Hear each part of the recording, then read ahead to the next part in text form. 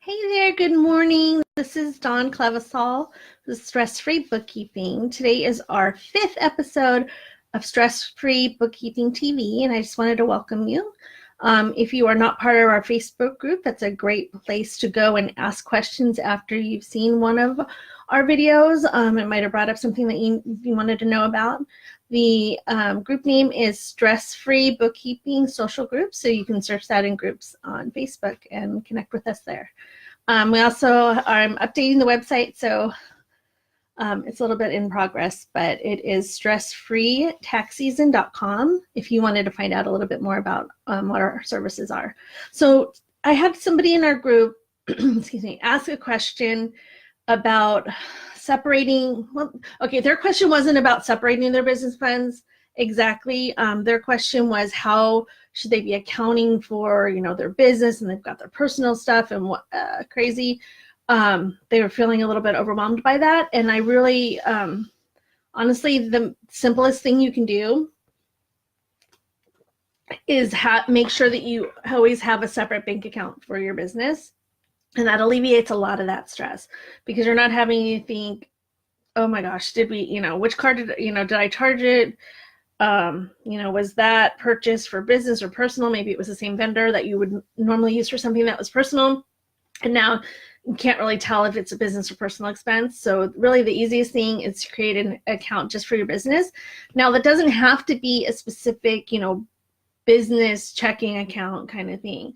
If you are registered, I'm gonna say, if you're registered as an LLC, or you've done your filing with the federal government, then you can take that information into the bank and they'll help you set up an account where they verify that information, and you have an account that is specifically for business checking. But you can, if you're just starting out and it's just you, or you're just, I think these particular client just had a really small side venture going on, and if that's the case, just open a separate bank account in your own name, but only use it for business. And that way, if anything happens, you've run everything through that account. If you were to get audited on your bookkeeping for that part of your business, you can just hand over, the information related to that account, rather than them having to go through all of your information. You never want that.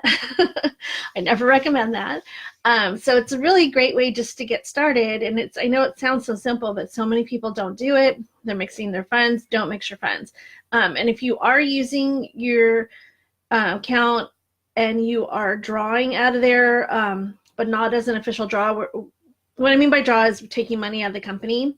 So if you are charging some of your personal expenses on that business card when you run short for the month, I would recommend that you start paying yourself. And I know you're probably going to say, Dawn, I'm not there yet. I can't pay myself. But if you're not paying yourself, then you're not going to be pushing yourself enough to make the money you need to fund all the business expenses and pay yourself. And it's really something, it's kind of like how people say, oh, I can't afford to have kids yet or something. You'll never be able to afford it if you wait to afford it. It's just one of those things. So you really need to start paying yourself. And if you've been in business for a while, you probably are paying yourself. You just didn't realize it because all of those little draws that you're taking out of the company. So what I would recommend is look back at 3 months worth of your accounting and take a real accounting of how much did you take out of the business. And that means, if you stop for Starbucks, that wasn't a business related expense. If you paid an electric bill, that wasn't a business expense, anything like that, where you're taking money out, even if it just seems like it wouldn't matter, add all of that up, average it out, and just pay yourself that much every month out of the business account. And that way, if you're doing just one transaction out of there, it just makes it seem, if you were to get audited or whatever, that you're actually running your business in a professional manner. If they see all these little transactions coming in and out, and you have to say, oh, wait, that one was a meeting. Oh, but that other one was personal. That is not going to be in your best interest, because then they might say, you know what, we're just going to call all of those things personal, and they're coming off of your expense list. You don't want that to happen. So really, the best thing you can do is have that separate bank account. If you are, like I said, using an account already and you're taking draws out of there, look at what you're spending on yourself every month. pay yourself that much out. And it doesn't have to be in one lump sum. You can do it, once a week, you pay yourself a certain amount or whatever, but whatever makes sense, but not the actual transactions coming out of that account. That's just not the way that you should be running your business. The other thing I wanted to talk to you about was, I hear a lot of people say, oh, I can't afford a bookkeeper. I can't afford a bookkeeper. But I think a lot of times they don't even know what that costs. So how can you say that you can't afford something that you don't even know how much it's going to run you? So what I often do, if I have somebody, especially if you're just starting out in business, I'll have a special program where it's the first 6 months. We do it at a reduced rate. I grow with you. That way we can see how much your business is growing over time. But it also pushes you. You should be growing your business. You shouldn't just be staying at a static level where, oh, this is how much my income is and I can't afford anything, right? Because we want to be growing. And if that means that we have to look at where you're spending to maybe cut back on things that aren't business related. I see a lot of people who I've worked with in the past who said, oh, I can't afford bookkeeping, but they spent hundreds of dollars out of the business account on meals that were not business meals. Or just like I said, they do those little draws out of the account. And so if you have the money to eat out, there's a good chance you have the money to pay someone to help you with their books. And this is particularly important when you don't know how to do it. So I'm creating some programs right now for business owners who can't really can't afford to hire that bookkeeper, so that you know what you should be doing. But in the meantime, I want to tell you, you should be trying to get yourself in a position, at least down the road, where you can hire somebody to help you. You know why? Because it makes it effortless on your part. The clients that I work with, they don't have to do anything with their bookkeeping. They're tracking things, yes. They might be, taking pictures of their receipts for me. But even the programs that I use pull the bank statements. They're not even having to send me bank statements anymore. So it's really something that can be hands-off for you, especially if this is an area in your life where it's so stressful. You can't even think about it because you can't even go there. You have so much else going on with your business, with personal, with stuff. It's really, you're an ideal client if that is how you feel about your accounting. Now, if you'd like to know more about your accounting and things like that, then this other program that I'm in the process of developing is something that would be good for you. But I just wanted to mention that. And then as soon as you can, you should start with at least some sort of accounting system. So, your first accounting system, really bare bones bookkeeping, is having that account. You'll see your debits and credits coming in and out of that one account. But as soon as you can, it would be really great for you to be able to put that in this accounting system. Even if it's the QuickBooks Simple Start, that's actually one of the versions that they let you upgrade from. The other versions of QuickBooks, I always recommend start with the most robust version, because they don't let you they're not upward compatible. So I don't know why they do that, but if you're on Essentials, you can't really upgrade to the other ones very easily. So start out with something that is going to make your life easier. The nice thing about using an online program, I use Accounting Suite too. I love Accounting Suite. It's low cost per month, but then it also gives you the ability to pull those transactions in to the accounting program. And the nice thing about that is once you've been working with it, the system will usually they usually will help you. Now, QuickBooks gets a little bit crazy with help. I have to tell you that much. Sometimes it will suggest things and maybe you're a little bit behind in your bookkeeping. So say for some reason, maybe I entered an invoice today for somebody, but I forgot that I did not invoice them last month for the same amount.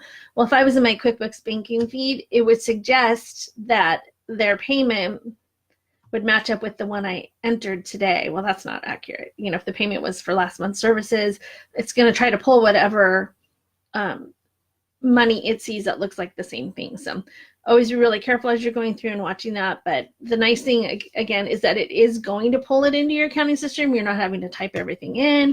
It's there. And then that leads into the other question that this client had. She wanted to know, if I pay this person and I pay that person and it's for the same service, how am I going to account for that? How am I going to know? Well, if you're using something like QuickBooks Simple Start or Accounting Suite, the nice thing is you're going to code it just to janitorial services, and later you'll be able to pull a report on your janitorial services that is by name. So it makes it really simple. Once you are able to even just start using some of these tools, it just makes your life easier. And the other one that I love that I always want to mention is HubDoc. HubDoc lets you pull the statements. So what it does is every night it goes out and it checks to see if there's a statement from your bank, statement from your credit card company. You can set up some of your vendors in there so that your bills are actually coming into the program. And then when you're ready to sit down and actually look at your accounting, it's there.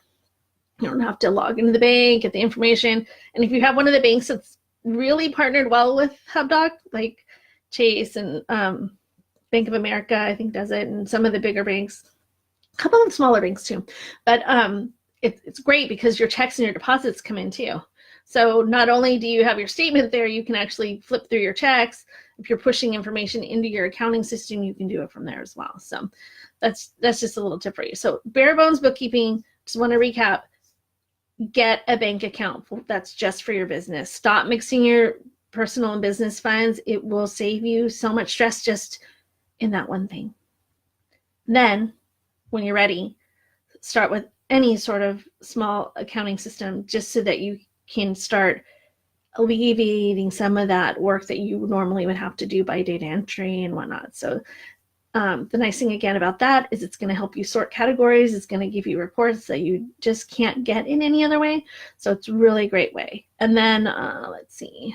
Let me check minutes real quick. Let's see. Oh, and then I would say, try to budget as you go on. I think that you probably need a couple $100 a month at least to get started with your bookkeeping. When I do bookkeeping programs with people, I usually will give them my discount. So I will maybe charge you for the QuickBooks Online program through my account, and that way you can pay half. So that's one of the things I like to do. It's a benefit of working with a bookkeeper. Instead of paying, I think they're up to $60 now. You would only be paying $30 a month, which is much better. So if you have any questions, really the best way, because the business pages don't let you interact very well socially, unfortunately, really the best way to get your questions answered is to jump into my Facebook group. The group is Stress Free Bookkeeping Social Club. And over there, you can just ask whatever bookkeeping questions you have, and we'll answer them for you.